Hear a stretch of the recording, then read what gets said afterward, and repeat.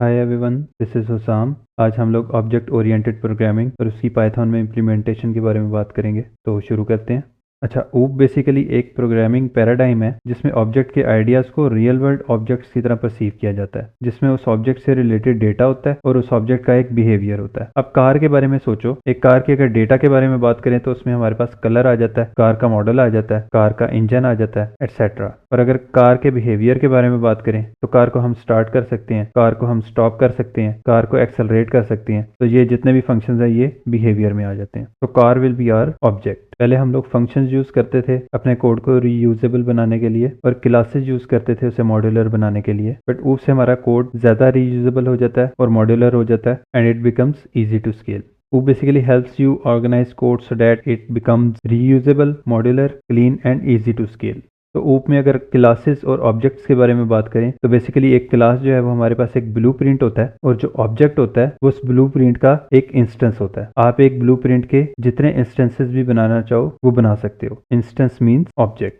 आप सपोज करें मेरे पास एक बिल्डिंग का नक्शा है तो आप उसे क्लास कह सकते हो और उस नक्शे को देख के मैं हजारों बिल्डिंग्स खड़ी कर दूं या लाखों बिल्डिंग्स खड़ी कर दूं तो इन सारी बिल्डिंग्स को हम इंस्टेंसेस कह सकते हैं या हर एक बिल्डिंग एक अलग ऑब्जेक्ट कहलाएगी। अब हर बिल्डिंग की अपनी प्रॉपर्टीज हो सकती हैं, अपना स्टाइल हो सकता है, अपना आर्किटेक्चर हो सकता है, अपना इंटीरियर डिजाइन हो सकता है, राइट। तो सेम काम हम लोग ऊप में भी करते हैं। तो मैं एक क्लास बनाता हूँ। क्लास जो है वो हम क्लास के कीवर्ड से बनाते हैं। I write class. क्लास का नेम आप हमेशा कैपिटल लेटर से शुरू करोगे। I write car colon. यहाँ पे आप एक कंस्ट्रक्टर क्रिएट करोगे। कंस्ट्रक्टर बेसिकली उस क्लास के एट्रीब्यूट्स को डिफाइन करता है। I write define double underscore init function और इसमें जो मैं पहला आर्ग्यूमेंट पास करूंगा वो सेल्फ का आर्ग्यूमेंट होगा। इस सेल्फ के आर्ग्यूमेंट के थ्रू मैं करंट ऑब्जेक्ट को गेट कर सकता हूँ। अब करंट ऑब्जेक्ट को हमने क्यों गेट करना है? ताकि मैं उसके एट्रीब्यूट्स को डिफाइन कर सकूं। सेल्फ के बाद सपोज हमारी कार का एक ब्रांड है और मॉडल है। अब क्योंकि मुझे इस कार के फीचर्स या एट्रीब्यूट्स को डिफाइन करना है तो आई will right self dot brand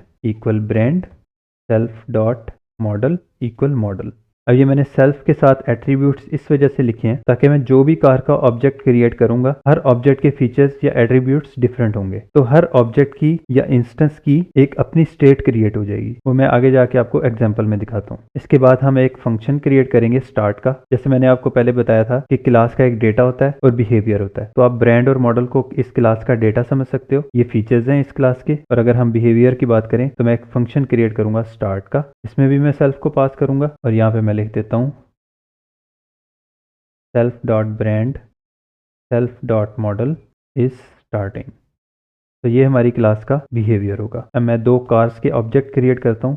car 1 equal car. आप इस तरह से ऑब्जेक्ट क्रिएट करते हो। आप पहले क्लास का नाम देते हो, फिर पैरेंथेसिस देते हो और पैरेंथेसिस में आप वो एट्रीब्यूट्स पास करोगे या उनकी वैल्यूज पास करोगे जो आपने एट्रीब्यूट्स यहाँ पे डिफाइन किए हैं। सेल्फ में आप कोई चीज पास नहीं करते। आप जो भी वैल्यू यहाँ पे पास करोगे पहली वैल्यू ब्रांड में जाएगी और दूसरी वैल्यू मॉडल में जाएगी। यहाँ पे मैं ब्रांड दे देता हूँ टोयोटा और मॉडल दे देता हूँ सपोज करोला। ये मेरी कार का एक ऑब्जेक्ट क्रिएट हो गया। सिमिलरली मैं एक और ऑब्जेक्ट क्रिएट करता हूँ। I write car 2 equal car, brand है मेरा होंडा, मॉडल है सिविक। अब इन दोनों का डेटा डिफरेंट है और दोनों का बिहेवियर भी डिफरेंट होगा क्योंकि यहाँ पे एक दफ़ा टोयोटा आएगा और एक दफ़ा होंडा आएगा। अब मैं दोनों का बिहेवियर कॉल करता हूँ। I write car 1 dot start, car 2 dot start.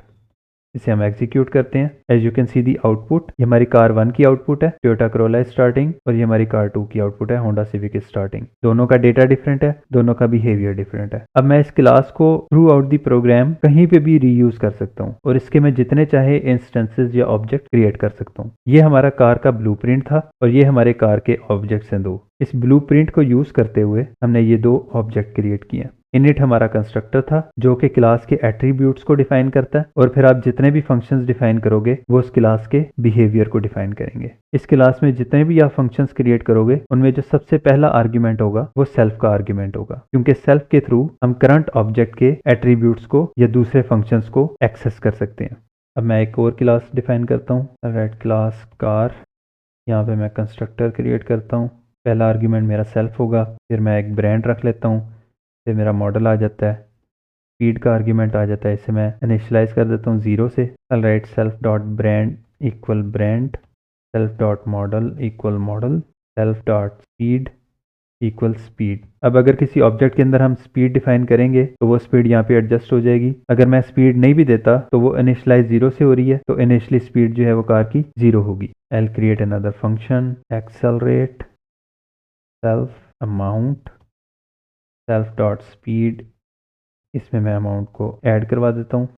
Right print accelerated to self dot speed kilometres per hour. मैं एक और फंक्शन डिफाइन करता हूँ। मैं जितने मर्जी एट्रीब्यूट और फंक्शंस डिफाइन कर सकता हूँ, ये मेरी क्लास की फंक्शनैलिटी पे डिपेंड करता है। Right, I can always scale it up. I define brake self self dot speed equal 0 print car stop.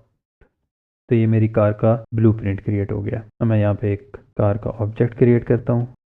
Car pose मैं लिखता हूँ टेस्ला, मॉडल में लिखता हूँ एस, स्पीड में लिख देता हूँ 100। Right, so this is my car object.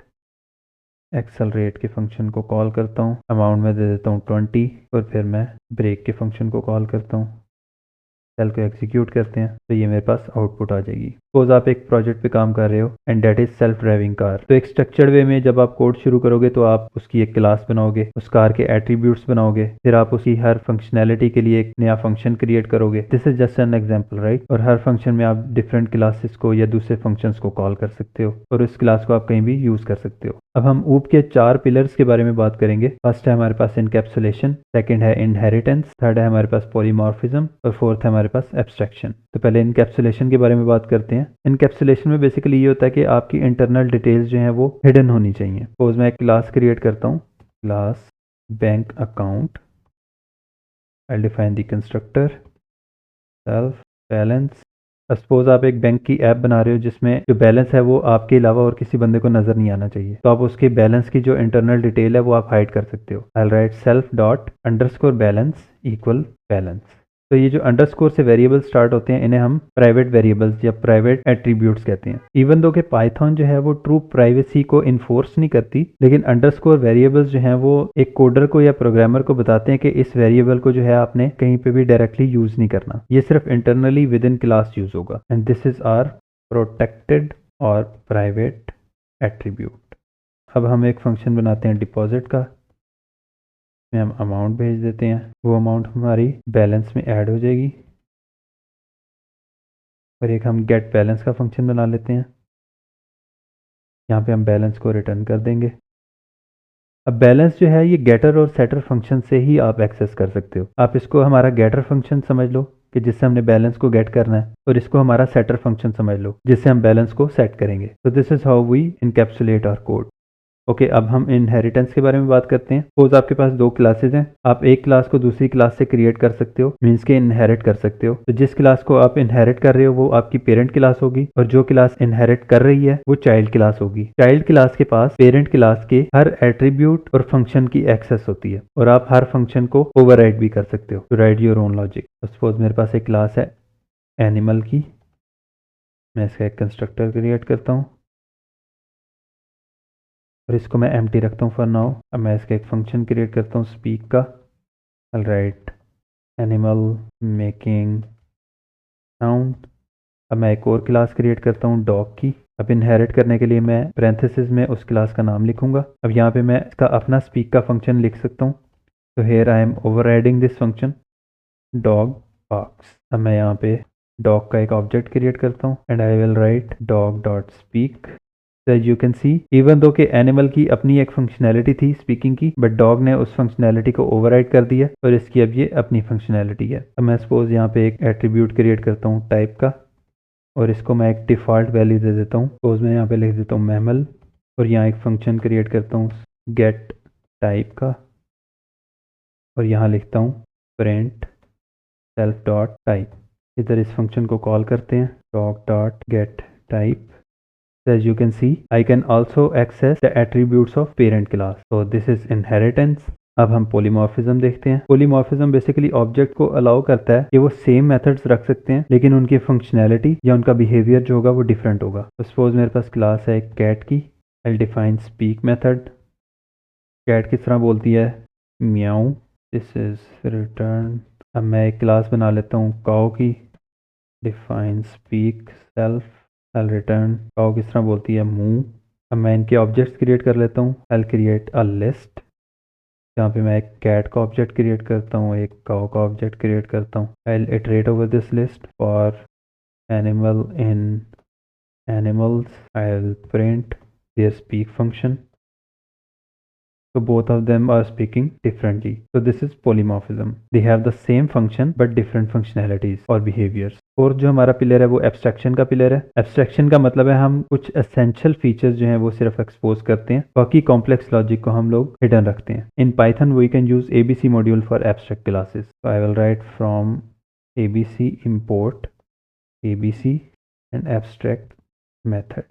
मैं क्लास क्रिएट करता हूँ व्हीकल की, ये abc मॉड्यूल को इनहेरिट करेगी। I'll create a function start self, इसकी मैं कोई फंक्शनैलिटी नहीं रखूँगा और इसके ऊपर एक डेकोरेटर दे दूँगा एब्स्ट्रैक्ट मेथड का। अब मैं एक और क्लास क्रिएट करता हूँ बाइक की, जो कि व्हीकल को इनहेरिट करेगी और अब ये बाइक अपनी खुद फंक्शनैलिटी क्रिएट करेगा स्टार्ट की। इसमें भी एक स्टार्ट की क्लास है। I'll write print bike is starting. तब ये जो बाइक की क्लास है ये अपने स्टार्ट फंक्शन की फंक्शनैलिटी खुद क्रिएट करेगी। तो यहाँ पे मैं बाइक का ऑब्जेक्ट क्रिएट करता हूँ, bike equal bike dot start. So here is our output, bike is starting. So you cannot create any object of an abstract class. अब मेरे पास vehicle जो है वो abstract class है। अगर मैं इसका object create करने की कोशिश करूँगा, I'll write suppose car equal vehicle। अब मैं अगर इसे एग्जीक्यूट करता हूँ तो ये मुझे एरर दे देगा कि मैं एब्स्ट्रैक्ट क्लास का कोई ऑब्जेक्ट क्रिएट नहीं कर सकता। Instead it forces the child class to implement the required method और लॉजिक। तो दिस इज एब्स्ट्रैक्शन। अब हम एक रियल वर्ल्ड एग्जांपल ले लेते हैं। सपोज मेरे पास एक क्लास है एम्प्लॉय की, इसका मैं कंस्ट्रक्टर क्रिएट करता हूँ init self name salary, self dot name equal name, self dot salary equal salary. It also has another function show details.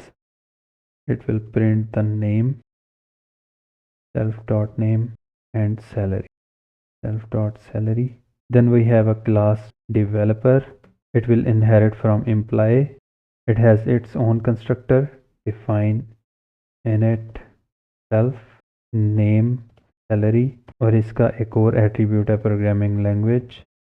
अब मैं यहाँ पे क्या करूँगा, चाइल्ड क्लास के अंदर जो मैं एट्रीब्यूट्स भेजूंगा नेम और सैलरी, वो पेरेंट क्लास के एट्रीब्यूट्स को जाके डिफाइन करेंगे। तो वो मैं कैसे करूँगा, I will use the super function to access the parent class. I will write dot double underscore init और यहाँ पे मैं नेम और सैलरी सेट कर दूंगा। तो बेसिकली ये क्या हो रहा है, हमने सुपर फंक्शन कॉल किया जो कि हमारे पास पेरेंट क्लास को लेके आएगा, उसका हम कंस्ट्रक्टर जो है वो कॉल कर रहे हैं और उस कंस्ट्रक्टर के अंदर हम लोग नेम और सैलरी उसे चाहिए था तो वो हम डेवलपर की नेम और सैलरी पास कर रहे हैं। फिर हमारे पास लैंग्वेज रह जाती है self dot programming language equal programming language. इसका अपना शो डिटेल्स का फंक्शन है सेल्फ, ये पेरेंट क्लास के शो डिटेल्स के फंक्शन को कॉल करेगा।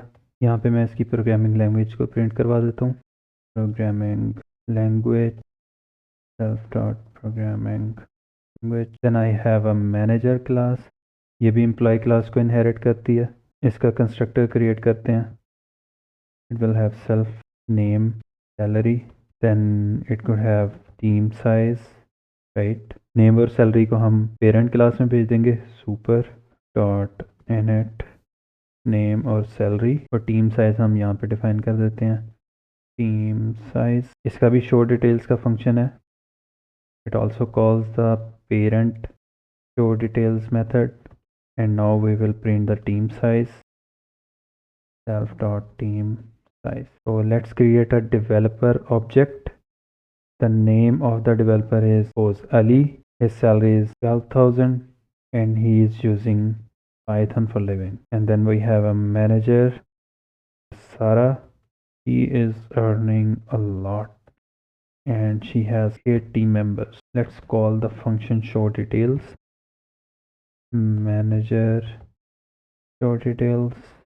अब इसे एग्जीक्यूट करते हैं। As you can see developer का हमारे पास नाम आ गया, सैलरी आ गई है और उसकी प्रोग्रामिंग लैंग्वेज आ गई है और मैनेजर की हमारे पास नाम आ गया, सैलरी आ गया और उसका टीम साइज आ गया। तो अब हम डेवलपर के जितने ऑब्जेक्ट्स चाहें बना सकते हैं, मैनेजर के जितने ऑब्जेक्ट्स चाहें बना सकते हैं और अपने बिजनेस लॉजिक के अकॉर्डिंग उन्हें पूरे प्रोजेक्ट में कहीं भी यूज कर सकते हैं। तो बेसिकली ऊप इज ऑल अबाउट क्लासेस, सब classes, method overriding, reusable, modular and clean code. So that's it for this video. Thank you for watching. I'll see you in the next one.